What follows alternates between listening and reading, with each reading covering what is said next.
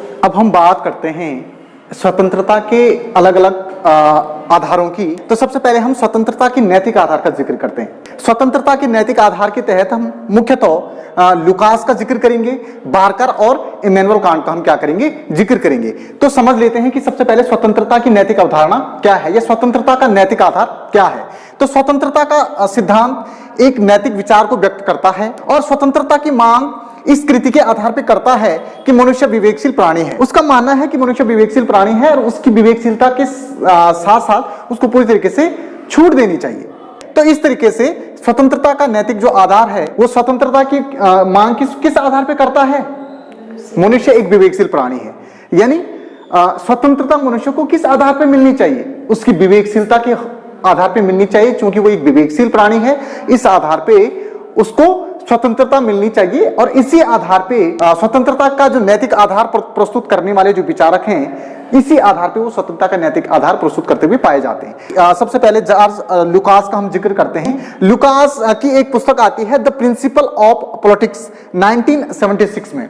The principle of politics 1976 में आती है। तो लुकास उसमें कहते हैं, इस पुस्तक में कहते हैं कि विवेकशील कर्ता को जो सर्वोत्तम प्रतीत होता है उसे करने में वो पूरी तरीके से स्वतंत्र होना चाहिए और साथ ही साथ उस काम को करते समय ठीक है वो किसी बाह्य शक्ति के द्वारा बंधित नहीं होना चाहिए। तो इस प्रकार से ये विवेकशील कर्ता के संदर्भ में स्वतंत्रता की बात कर रहे हैं कि मनुष्य अगर अपनी स्वेच्छा से कोई काम कर रहा है तो उस काम को करते हुए कोई भी बाह्य शक्ति का उस पर क्या नहीं होना चाहिए, प्रतिबंध नहीं होना चाहिए या बाह्य शक्ति के द्वारा उसके काम को बाधित नहीं किया जाना चाहिए। इस प्रकार की बात जॉर्ज लुकास करते हैं।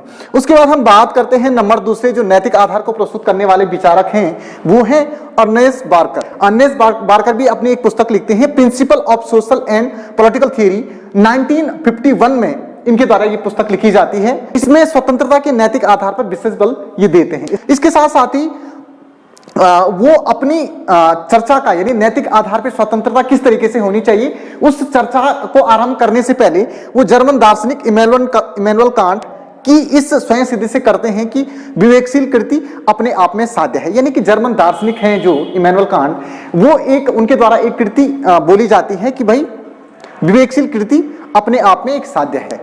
तो अर्नेस्ट बार्कर भी स्वतंत्रता का जो नैतिक आधार है उसको जस्टिफाई करने के लिए इमैनुअल कांट का रेफरेंस देते हैं और वहीं से अपनी चर्चा का क्या करते हैं, प्रारंभ करते हैं। तो कुल मिलाकर के इमैनुअल कांट भी स्वतंत्रता के नैतिक आधार का समर्थन करते हुए पाए जाते हैं। अब इसको हम समझ लेते हैं कि भाई विवेकशील कृति अपने आप में साध्य है, इसका मतलब क्या है।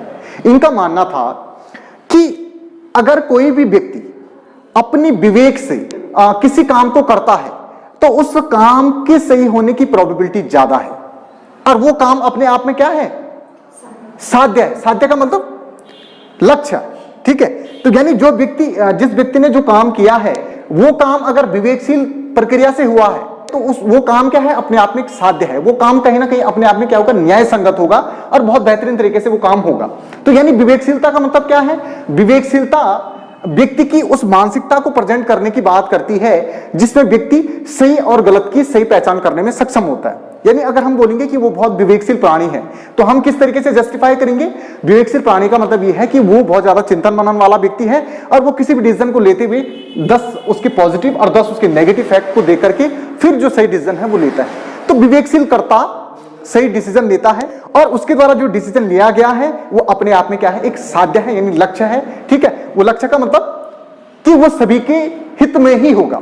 तो कुल मिलाकर के स्वतंत्रता का नैतिक आधार अगर हम कंक्लूजन देखें तो स्वतंत्रता का नैतिक आधार के तहत चाहे वो लुकास हो, बार्कर हो या चाहे इमैनुअल कांट हो, वो सिर्फ और सिर्फ यही चाह रहे हैं कि अगर व्यक्ति कोई विवेकशील तरीके से अगर कोई डिसीजन लेता है, ठीक है, तो उस डिसीजन में कोई भी हस्तक्षेप नहीं होना चाहिए। तो किसी भी डिसीजन को लेते हुए वो व्यक्ति की विवेकशीलता को क्या करते हैं, सर्वोच्च रखते हैं और उस डिसीजन में अगर विवेकशीलता का पुट अगर देखने को मिलता है तो उस आधार पे वो किसी भी प्रकार के हस्तक्षेप को स्वीकार करने की बात नहीं करते हैं। वो कहते हैं कि ऐसी स्थिति में ऐसे व्यक्ति पे कोई भी हस्तक्षेप नहीं होना चाहिए। तो इस प्रकार से ये स्वतंत्रता का नैतिक आधार इस प्रकार से विवेकशील कर्ता के संदर्भ में बात करता है। ये व्यक्ति की विवेकशीलता को अत्यधिक तवज्जो देता है और साथ ही साथ ये बताता है कि भाई अगर कोई व्यक्ति अगर कोई डिसीजन विवेक से ले रहा है तो वो डिसीजन अपने आप में साध्य है और उस पर कोई भी नियंत्रण नहीं होना चाहिए, यानी किसी भी शक्ति के द्वारा उस व्यक्ति का वो डिसीजन बाधित नहीं होना चाहिए। इस प्रकार से स्वतंत्रता का नैतिक आधार हमें स्वतंत्रता के बारे में इस प्रकार के अप्रोच को दर्शाता है। अब हम बात करते हैं स्वतंत्रता और सत्ता। तो स्वतंत्रता और सत्ता का किस तरीके का संबंध है, किस तरीके का रिलेशन है, इसको हम समझने का प्रयत्न करेंगे। तो स्वतंत्रता और सत्ता पे जो विचार दिए हैं वो हॉब्स, लॉक और मिल के हमें देखने को मिलते हैं। स्वतंत्रता और सत्ता का कंसेप्ट देख लीजिए क्या है। व्यक्ति और राज्य के संबंधों पर विचार करते समय स्वतंत्रता और सत्ता के बीच के द्वंद्व उभर कर सामने आते हैं। यानी कहने का मतलब यहाँ पे ये है कि जब हम क्या करते हैं, व्यक्ति और राज्य के बीच के रिलेशन को पहचानने की कोशिश करते हैं, जब हम व्यक्ति और राज्य के बीच के रिलेशन को समझने की कोशिश करते हैं या उन रिलेशनों पर विचार करते हैं, तो ऐसी स्थिति में हमें सत्ता और स्वतंत्रता के बीच का जो टकराव है वो हमें देखने को मिलता है। उसी टकराव पे इन विचारकों ने किस प्रकार की बातें बोली हैं उसको हम समझने का प्रयत्न करेंगे। तो सबसे पहले हम थॉमस हॉब्स की बात करते हैं। तो थॉमस हॉब्स राज्य की सत्ता के लाभ के लिए व्यक्तिगत स्वतंत्रता को सीमित करना जरूरी है। यानी कहने का मतलब यह है कि जो थॉमस हॉब्स हैं, ठीक है, वो राज्य की सत्ता को क्या कर रहे हैं, तवज्जो दे रहे हैं। ठीक है, उनका मानना है कि राज्य की सत्ता क्या है, काफी सर्वोच्च है और अगर हम राज्य की सत्ता के अगर लाभ को सही तरीके से लेना चाहते हैं तो हमें व्यक्तिगत स्वतंत्रता को क्या करना पड़ेगा, सीमित करना पड़ेगा। तो यानी राज्य की सत्ता के लिए हॉब्स व्यक्तिगत स्वतंत्रता को सीमित करने की बात करता है। उसके बाद हम बात करते हैं लॉक और जीएस मिल का। तो लॉक और जीएस मिल क्या कहते हैं, व्यक्ति की स्वतंत्रता को सार्थक बनाने के लिए राज्य की स्वतंत्रता को सीमित करना जरूरी। ये क्या बोल रहे हैं कि भाई व्यक्ति की स्वतंत्रता को सार्थक बनाने के लिए राज्य की स्वतंत्रता को सीमित करना जरूरी। यानी अगर हमें व्यक्ति की स्वतंत्रता को सार्थक बनाना है या उसकी स्वतंत्रता को एक आयाम देना है, ठीक है, तो उसकी स्वतंत्रता को यानी व्यक्ति की स्वतंत्रता को सार्थक बनाने के लिए हमें राज्य की स्वतंत्रता में कटौती करनी पड़ेगी। यानी राज्य व्यक्ति के जीवन में कम से कम हस्तक्षेप करे। हम व्यक्ति की स्वतंत्रता को तभी सार्थक बना सकते हैं जब राज्य की स्वतंत्रता को हम सीमित करेंगे और राज्य व्यक्ति के जीवन में कम से कम दखल दे।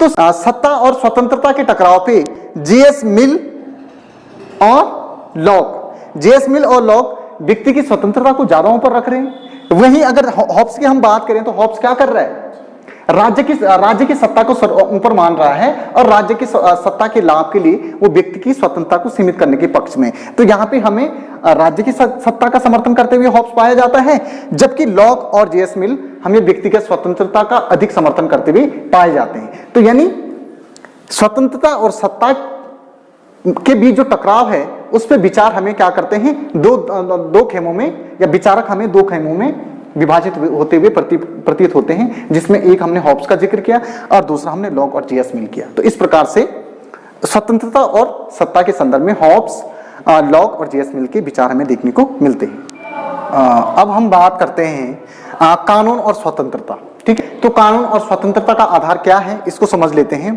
स्वतंत्रता का अर्थ प्रतिबंध का अभाव है, जबकि कानून हमारी गतिविधियों को क्या करता है, प्रतिबंधित करता है। यानी स्वतंत्रता का जो बेसिक अर्थ है वो ये बताता है हमें कि स्वतंत्रता का मतलब क्या है, प्रतिबंध का अभाव।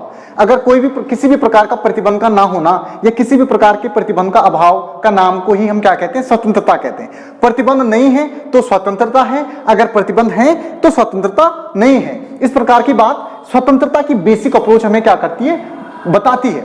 लेकिन अगर हम कानून की बात करें तो कानून का मतलब होता है प्रतिबंध लगाना। कानून प्रतिबंध लगाता है, और प्रतिबंध किस पे लगाता है, नागरिकों पे लगाता है, और प्रतिबंध किसके माध्यम से लगाता है, राज्य के माध्यम से लगाता है। तो इस संदर्भ में कानून और स्वतंत्रता का आधार क्या है, इसमें जो हमें विचार है वो देखने को मिलते हैं डीडी रफील की।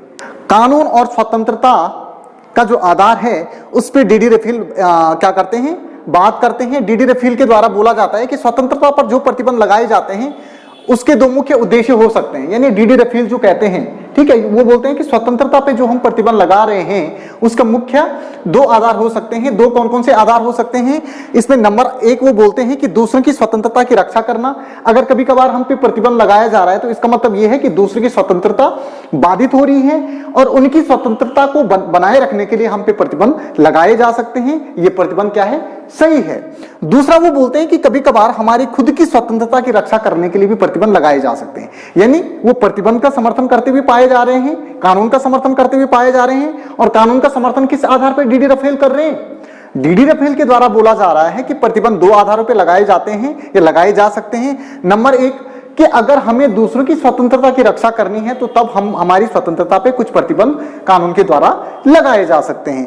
वहीं कभी कभार हमारी खुद की स्वतंत्रता की रक्षा करने के लिए भी हम पे प्रतिबंध लगाए जा सकते हैं। इस प्रकार के प्रतिबंधों से मूल्यों आदर्शों की रक्षा होती है। तो यानी मूल्यों और आदर्शों की रक्षा करने के लिए दूसरी की स्वतंत्रता को बनाए रखने के लिए प्रतिबंध लगाया जा सकता है और हमारी खुद की स्वतंत्रता को बनाए रखने के लिए प्रतिबंध लगाया जा सकता है। अब थोड़ा सा इसको समझ लीजिए कि एक्चुअल बात कहना क्या चाह रहे हैं, थोड़ा डीपली इसको समझ लीजिए। दूसरों की स्वतंत्रता की रक्षा करने का मतलब यह है कि हम अपनी मर्जी से अगर कोई भी काम कर रहे हैं, ठीक है, और उस काम से दूसरे व्यक्ति को परेशानी हो रही है, उसकी स्वतंत्रता बाधित हो रही है। सपोज हम अपने घर में बहुत देर तक रात डीजे चला रहे हैं बहुत लाउड सी आवाज में, लेकिन बगल वालों को प्रॉब्लम हो रही है, तो हमारी उस स्वतंत्रता पे प्रतिबंध लगाया जा सकता है। ठीक है, तो यानी प्रतिबंध के दो उद्देश्य हैं। तो इस उद्देश्य से प्रतिबंध लगाया जा सकता है कि दूसरे की स्वतंत्रता बाधित हो रही है। दूसरा क्या है, कभी कभार हमारी खुद की स्वतंत्रता की रक्षा करने के लिए प्रतिबंध लगाया जा सकता है। कभी कभार हम ऐसे काम करने जा रहे होते हैं कि जिससे हमें खुद नुकसान होता है। ठीक है, तो फिर क्या करता है कानून, पहले ही उस गलत काम से हमें रोक देता है और प्रतिबंध लगा देता है। कानून ये दर्शाने की कोशिश करता है कि इससे आगे जो आप जाओगे ये डेंजर जोन है और यहां से क्या होगा, आपका भी नुकसान होगा। तो कानून ऐसी सीमाओं का निर्धारण पहले कर लेता है जो हमारी खुद के लिए भी क्या है, कभी कभार हमारी स्वतंत्रता के लिए बाधित होती है। तो इस तरीके से प्रतिबंध के दो आधार हो सकते हैं, लेकिन इसका मुख्य उद्देश्य यह होता है, यानी कानून जो हम पे जो प्रतिबंध लगा रहा है, ठीक है, वो उसके जो दो आधार हमने बताए, उसका मुख्य उद्देश्य मूल्यों और आदर्शों की रक्षा करना होता है और कोई भी नहीं होता है। और ये किसी भी समाज के लिए जरूरी होता है, इसलिए डीडी रफील इसका क्या करते हैं, समर्थन करते हैं। तो यानी यहाँ पे कानून और स्वतंत्रता के संदर्भ में डीडी रफील कानून का समर्थन करते हुए पाए जाते हैं और वो प्रतिबंध को काफी हद तक सही मानते हुए हमें प्रतीत होते हैं। इस प्रकार की वो बात कर रहे हैं। अब हम नेक्स्ट आधार की बात करते हैं, स्वतंत्रता का मानवतावादी आधार।